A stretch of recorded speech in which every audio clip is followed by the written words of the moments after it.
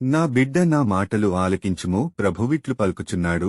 నీవు బిగ్గరగా కేకలిడుము, బూరను దినట్లుగా అరువుము. నా ప్రజలకు వారి పాపములను తెలియజేయుము, యాకోబు వంశజులకు వారి తప్పిదములను ఎరిగింపుము. వారు ప్రతిరోజు నన్నురాధింతురు, నా మార్గములను ఎరుగగోరుదురు. దేవుని ఆజ్ఞలు మీరక ధర్మబద్ధముగా వర్తించు జాతివలె కన్పింపగోరుదురు. నేను తమకు ధర్మయుక్తమైన తీర్పులు వసగవలెననియు తాము నన్ను పూజంపగోరుసున్నామని చెప్పుదురు. ప్రజలిట్లడుగుచున్నారు, ప్రభువు మమ్ము గమనింపనిచో మేము ఉపవాసము చేయనేలా, అతడు మమ్ము గమనింపనిచో మేము మొక్క ప్రొద్దుండనేలా.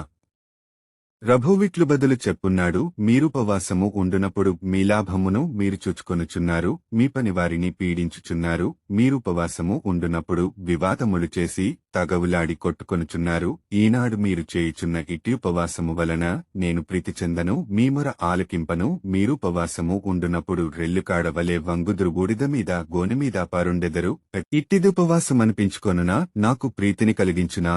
యెషయా గ్రంథము 58వ అధ్యాయము 1-5 వచనము వరకు. ఆమెన్.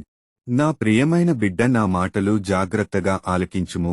నేను ఇష్టపడు ఉపవాసమిది. మీరు అన్యాయపు బంధములను విప్పుడు, ఇతరుల మెడమీది కెత్తిన కాడిని తొలగింపుడు, పీడితులను విడిపింపుడు, వారిని ఎట్టి బాధలకు గురి చేయకుడు. మీ భోజనమును ఆకలి గొనిన వారికి వడ్డింపుడు, ఇల్లు వాకిలి లేని వారికి ఆశ్రయమిండు, బట్టలు లేని వారికి దుస్తులిండు. మీ బంధువులకు సహాయము నిరాకరింపకుడు, అప్పుడు నా కృప ప్రాతకాలమున సూర్యునివలె మీపై ప్రకాశించును.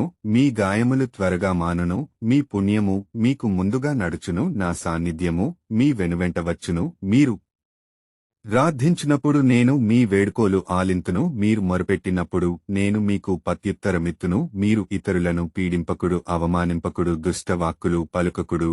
యెషయా గ్రంథము 58వ అధ్యాయము 6-9 వచనము వరకు. ఆమెన్.